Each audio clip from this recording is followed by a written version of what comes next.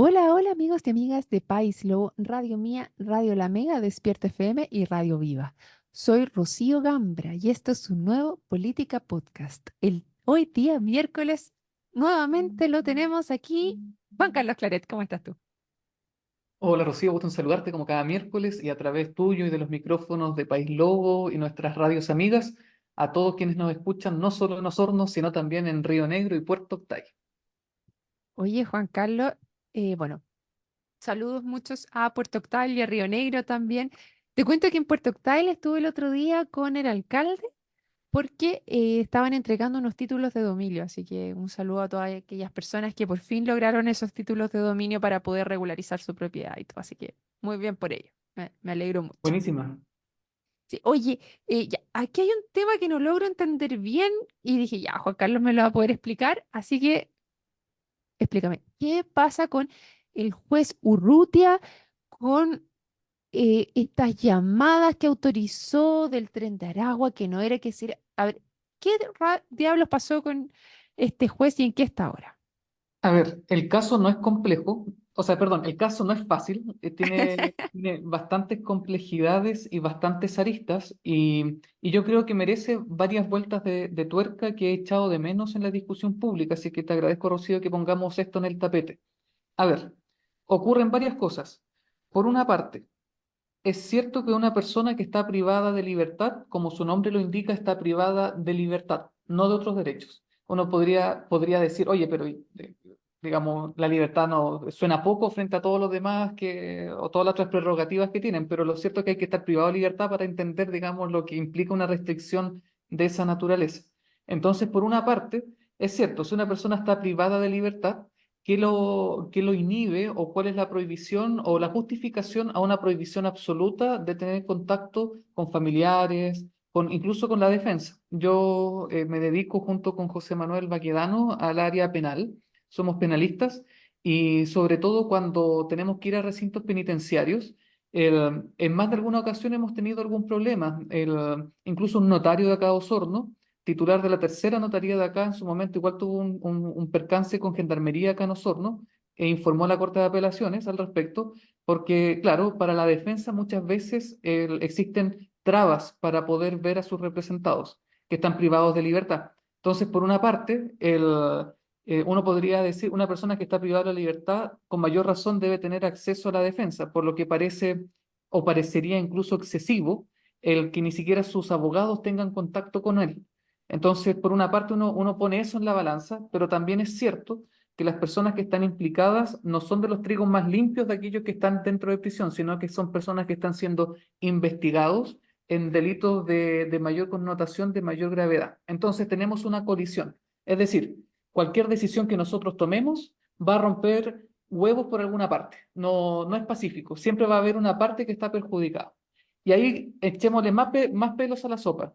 Las personas que estaban, a los que el juez Urrutia dio el beneficio, son personas que ni siquiera están condenadas, sino que están en prisión preventiva. Es decir, hay una sospecha, hay una presunción grave, hay una sospecha fundada de que estas personas tienen participación en los delitos, pero todavía no existe convicción, más allá de cualquier duda razonable, que acredite su culpabilidad. Entonces eso también pasa a ser parte de la balanza.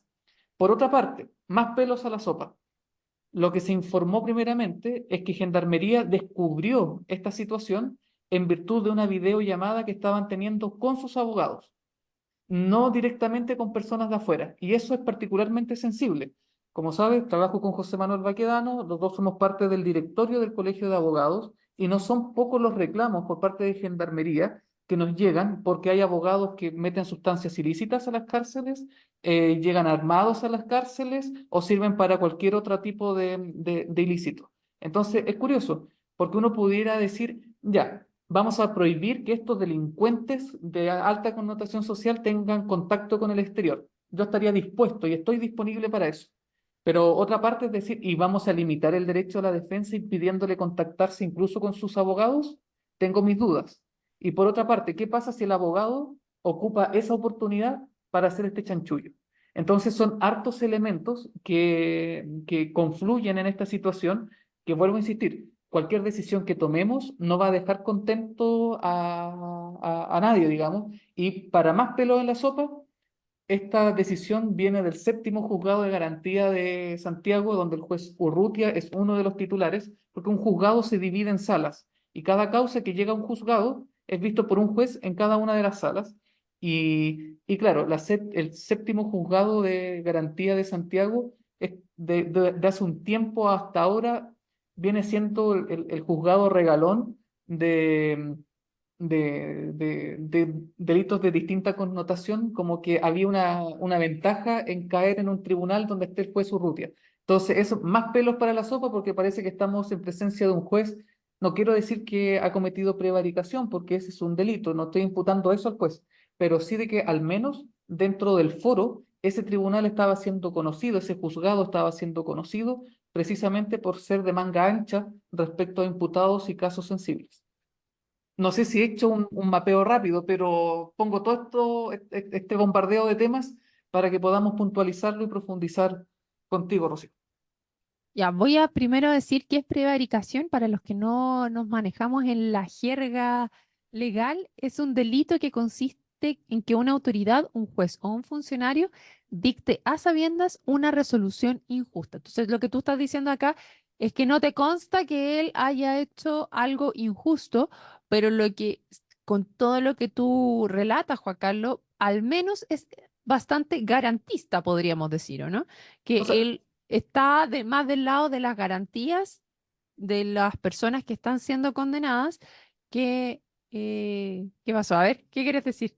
es que has puesto el dedo en la llaga, Ay, ay, porque ay, ya. el gran tema de fondo, y yo creo que está en el trasfondo de la crisis de seguridad en el país, pese a ser uno que defiende, yo soy uno de los que defiende la reforma procesal penal, pero detrás de esta crisis de seguridad no podemos evitar señalar de que detrás de esta crisis está precisamente la reforma procesal penal, porque la reforma procesal penal, ya en tramitación, digamos, a nivel nacional desde el año 2004 en adelante, cambió la forma en que se pensaba la persecución penal. Recordemos, una persona puede perder su libertad por la decisión de un tribunal. Ese tribunal es una expresión de una potestad del Estado. Ningún privado nos puede limitar la libertad, pero sí a aquella persona que está revestida de autoridad, al que llamamos juez, que es parte del Estado a través del Poder Judicial. Es decir, una persona que está siendo investigada por el Estado está en una posición desfavorable, porque el Estado puede interceptar llamadas, el Estado puede meterse en un allanamiento, incautar documentos, cosas que los privados no podemos hacer. Entonces, hasta antes de la reforma procesal penal, ¿cuál era la lógica? La lógica era de que el Estado se consagraba esa desventaja. Era el Estado el que investigaba y tenía todas las facultades para, incluso ante cualquier sospecha, tomar las medidas más graves. Pero nos dimos cuenta que más vale culpable libre que inocente privado de libertad, porque nos dimos cuenta que el sistema antiguo era un caldo de cultivo de abusos. Personas que tal vez no tenían nada que ver, pero porque una persona se aprovechaba y le imputaba un delito, tenía que estar en prisión preventiva, digamos, estar era un procesado.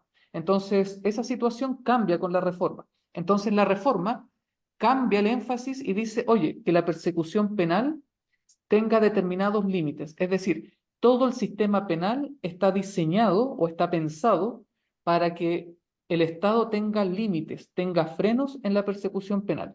Consecuencia práctica de esto, Rocío, lo que antes era beneficioso para una víctima, porque si la víctima decía, oye, yo soy víctima y esta persona me cometió tal delito, el sistema operaba en favor tuyo. Pero en un sistema garantista, ¿qué es lo que ocurre? Opera, y por eso es justificada esa desazón, opera en función no de la víctima, sino del imputado, porque se presume inocente hasta que haya una condena que diga lo contrario. Entonces, todo el proceso está, hasta antes de la condena, está pensado para que el Estado tenga muchas limitaciones al momento de hacer la investigación penal. Y ese particularmente ha sido el trasfondo de la crisis de seguridad, donde nosotros decimos, oye, pero ¿qué está pasando acá? Que ocurren casos como el juez Urrutia, y tal vez con jueces menos mediáticos que Urrutia, hay casos que son terribles, digamos. ¿Qué pasa con estas mujeres cuyos agresores por violencia intrafamiliar quedaron libres porque no se pudo acreditar su culpabilidad y después sucede que las matan, uno Mm. podría decir la justicia no está funcionando. Bueno, ese es un costo colateral de diseñar un sistema pensado para el imputado y no para la víctima. Pero también pongo el freno y digo, bueno, ¿cuál es la otra alternativa? Un sistema pensado en las víctimas, donde bastaría simplemente el hecho de que diga a cualquier persona, Juan Carlos es un ladrón para que yo esté en prisión. Entonces, vuelvo a insistir, esta es una decisión política que como país tomamos en su determinado momento y que siempre va a dejar algún daño colateral. Sí, o sea, de acuerdo a lo que estás conversando ahora y todo lo que señalas, cuando se dice que efectivamente esto tienen más beneficios las víctimas, o sea, los victimarios que las víctimas, claramente se aloja en esto, justamente, cuáles son las garantías que tienen aquellas personas que están siendo procesadas por un delito versus aquellos que han sido víctimas de ese delito en particular. Ahora, yendo en este caso, específicamente el juez Urrutia, él lo que hizo fue decirle, porque ahí no me quedó claro, fue decirle a los abogados, ustedes pueden ponerse en contacto con ellos y tener una videollamada, o fue porque se encontraron con un teléfono adentro que no estaba autorizado y a través de eso tenían la videollamada. Eso es lo que no No, todo indica de cacho. que es, porque, a ver, por regla general, y es lo que me ha ocurrido, cuando yo quiero conversar con una persona que está en prisión preventiva, existe una oficina que se llama TIGEC, que es parte de Gendarmería, que se encarga de gestionar los enlaces para que el imputado asista telemáticamente a una audiencia o a reunión telemática con su abogado. Entonces, si esa persona tuvo conversación con su abogado, ese aparato fue proporcionado por Gendarmería. No, no es automático, ¿ya? O sea, eso alguien le dio el visto bueno. ¿Qué es lo que ocurre?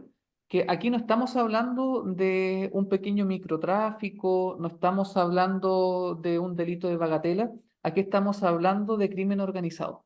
Entonces la pregunta es, ¿yo puedo entender de que un juez para un delito de menor entidad pueda entregar el beneficio de decir ya que ese video llame con su familia?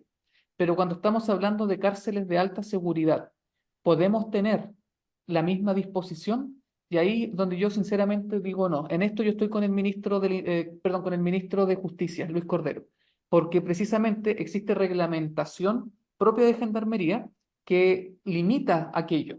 No nos olvidemos, esta es una discusión semántica, ya lo he conversado antes, Rocío, también por estos micrófonos, de que la labor del juez es conocer, juzgar y hacer ejecutar lo sentenciado.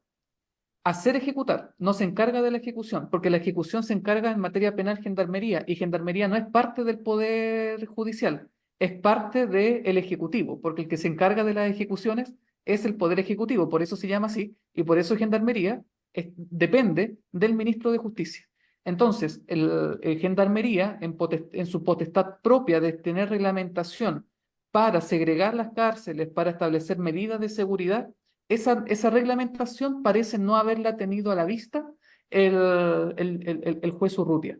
Más bien se basa en pactos internacionales que yo creo que son aplicables para la población penitenciaria, con excepción de aquellos que están, digamos, presos o en prisión preventiva por delitos como, por ejemplo, el crimen organizado. El riesgo que se corre al permitir esto creo que son mayores que los beneficios que le otorga. Y ahí yo creo que faltó, o mejor dicho, falló el criterio del juez Urrutia. No digo que sea ilegal, sino que digo que el criterio de justicia que aplicó en este caso particular no fue el errado. Ese es como mi olfato penalista en esta materia. Bueno, y sin lugar a duda lo que fue errado fue que invitar a las parejas también, pues, porque no solamente eran los llamados con los abogados, sino que también dejaba entrar a las parejas para tener visitas conyugales. No, ese es un despropósito, ese es un despropósito. Por eso yo vuelvo a insistir, aquí hay que distinguir la posibilidad del juez de otorgar videollamadas a la posibilidad con cualquier persona a videollamadas con su abogado, y yo creo que ese es un derecho permanente. Cualquier persona privada de libertad debe tener derecho, o por lo menos, no digo siempre, pero por lo menos de fácil acceso a su abogado, y que el abogado se preste para estos chanchullos. Yo creo que eso es muy distinto a también entregar, digamos, los encuentros dominicales. Yo no sé si quienes nos escuchan han ido a la cárcel, digamos, los días domingos. Yo hace años iba a la cárcel los días domingos y claro, estar ahí en el gimnasio, las visitas dominicales y conyugales eran prácticamente ahí encima de las mesas. Entonces, de verdad eso yo no lo entiendo. En esa materia, si Gendarmería ya está sobrepasada, hacerlo con parte de los delincuentes de mayor connotación es sin duda un despropósito. Y eso el juez Urrutia no puede no saberlo. Mm. No, es súper complejo el tema. Y bueno, ¿qué pasaría con él acá entonces? Porque entiendo que hubo, aquí leo que el ministro subrogante de Justicia, Jaime Gajardo, refutó los argumentos de Urrutia para entregar estos beneficios. Entonces, ¿qué pasa con estos jueces que entendemos que es un despropósito y no se entiende bien por qué están haciendo lo que están haciendo, están dando estos beneficios que claramente van en contra de lo que esperamos que el gobierno esté llevando adelante, que es esta batalla contra el crimen organizado? ¿Qué pasa con ellos? ¿Son sacados del cargo? ¿Se ponen en materia de juicio? ¿Van a sumario? No sé. ¿Qué pasa ahí, Juan Carlos? Ya, ahí yo distinguiría un poco, Rocío, porque yo no esperaría del juez que se alinee con un gobierno para que en sus sentencias aplique una política pública. Yo Ok, esperaría estoy de acuerdo contigo. Sí, que el tienes juez razón. haga justicia en el caso particular. El- Ahora, el tema en este caso, a mi entender, radica en que el magistrado Urrutia no tuvo en consideración normativa, es decir, cometió un error de derecho. Conoció los hechos, pero aplicó mal cuál es el derecho, digamos, que se subsume en este caso. ¿Y por qué para mí esto es importante? Porque si cometió un error de derecho, el recurso de apelación es el camino y ese recurso tiene que fallarse pronto. Entonces, los recursos penales, cuando llegan a las cortes de apelaciones, tienen preferencia, se ven más rápido que los otros casos porque es la libertad lo que está en juego. Entonces, si el juez cometió un error de derecho, la vía del recurso de apelación en este caso, sé que el recurso en contra de sentencia es la nulidad, pero la norma también permite recurrir de apelación en determinados casos. Ahora, si se llegara a comprobar de que hubo indisciplina, llamémoslo así, por parte del juez Urrutia, lo cierto es que ahí ocurren dos cosas. Se puede perseguir un eventual delito por prevaricación o, en segundo lugar, la Corte Suprema o particularmente la Corte de Apelaciones de Santiago, que es el superior jerárquico inmediato del juez Urrutia, tendrían que tomar cartas en el asunto porque son ellos los que tienen la potestad correccional frente a los jueces de primera instancia, como es en este caso el juez Urrutia. Claro, tienes toda la razón. Estos son dos poderes que están totalmente separados. Uno es el ejecutivo, el otro es el legislativo. Y acá, de nuevo, se está dando la opinión, en todo caso, por parte del el subsecretario, bueno, que está como ministro subrogante en este minuto, Jaime Gajardo. Eh, Igual me entra la duda, Juan Carlos, porque finalmente estamos viendo, tú dices, no tienen que intervenir uno en el otro, estando totalmente de acuerdo con eso. Sí tenemos que entrar a ver la primera parte de la conversación que tuvimos. O sea, estamos tomando una forma de gobierno, hace un tiempo atrás nos pusimos de acuerdo como Estado en que la forma en la que íbamos a perseguir a los criminales, a las personas que están imputadas, iba a ser con bastantes garantías hacia ellos. La conversación ahora se sigue respecto a eso, pero veo que a través del gobierno y en general no existe agua en la piscina para hacer una reforma procesal de nuevo. Sin embargo, si estamos teniendo problemas ahí, es algo que valdría la pena entrar a mirar. Y Yo, segundo, ya, dale con eso, después te digo mi otra pata. es que yo discrepo contigo. A ver, Porque si hay algo que en los últimos 10 años, si hay una materia en el que el legislador, los congresistas han metido mucha mano, aparte de la reforma tributaria, digamos al código tributario a través de su reforma, ha sido precisamente el código procesal penal y el código penal y las leyes penales accesorias por ahí.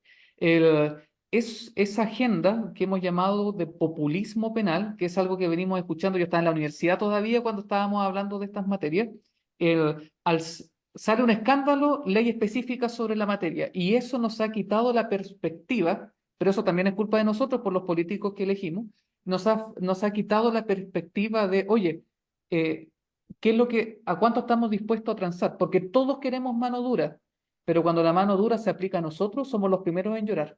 Entonces, y ahí decimos, no, es que el Estado es arbitrario, pero sí es precisamente el Estado el que está usando las herramientas que nosotros mismos le entregamos. Entonces, ahí yo creo que tenemos un tirón de orejas bien importante. Y mi pregunta en este caso es, ¿hasta dónde vamos a llegar con la idea de la agenda de seguridad? ¿Vamos a llegar a que no haya contacto por quienes están en prisión preventiva, ni siquiera con sus abogados? ¿Vamos a llegar al punto de restringir cualquier incluso salida de celda? ¿Hasta dónde vamos a llegar? ¿Vamos a restituir la pena de muerte en caso de una persona condenada por estos delitos? Yo estoy dispuesto y disponible para dar esa discusión porque no tengo una respuesta. Pero mi pregunta es, ¿en el Congreso se está dando esa pelea o más bien hay como caso a caso nomás? No, no hay una discusión o un panorama a largo plazo. Eso me preocupa. Ya, pero entonces no estamos hablando de distintas cosas. Yo creo que estamos hablando de lo mismo, porque mi tema no es que entiendo lo que tú dices. Efectivamente, a distintos crímenes se van a ver las cosas en particular. Mi tema es en el general. ¿Cuántas garantías efectivamente estamos poniendo o sobre quién estamos poniendo el peso de probar el delito?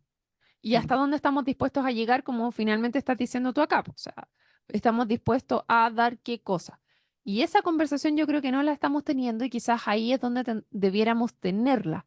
Y lo otro que yo te iba a decir es que tenemos problemas de cárceles, porque estamos metiendo mucha gente a la cárcel y no tenemos suficientes cárceles, ni tenemos las condiciones para que los reos cumplan, o sea, o las cárceles cumplen la función que debiesen tener, ni de volver a las personas a, como de, se me fue la palabra, pero como de rehabilitarlas, justamente esa era la que estaba buscando, de rehabilitar a aquellas personas, sino que la estamos generando una escuela del delito, que es lo otro que se está conversando, y ya hay varios problemas. Ahora, eh, esa conversación se tiene, pero nadie se hace cargo de que hay problemas a nivel de, mm, de las prisiones.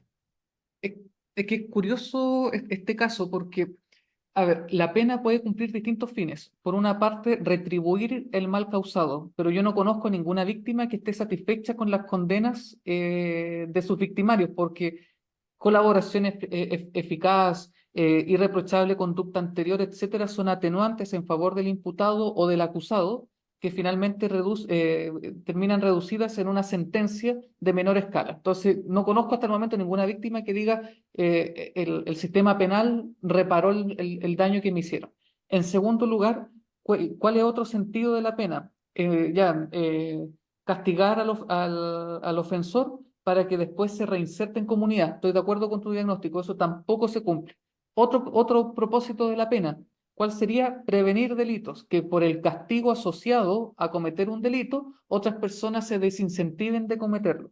Y yo tengo mis dudas si eso está ocurriendo. Ujú, Entonces, sin duda, tenemos en este caso un sistema. ¿Y por qué te comento esto? Yo cada 2 meses voy por el Colegio de Abogados a reunión con el Ceremi de Justicia y van representantes de todo el engranaje penal, Fiscalía, Carabineros, PDI, jueces, Corte de Apelaciones, etcétera, donde Defensoría Penal Pública, entonces, donde todos nos sentamos. ¿Por qué? Porque el sistema penal es más amplio que simplemente el juez de garantía.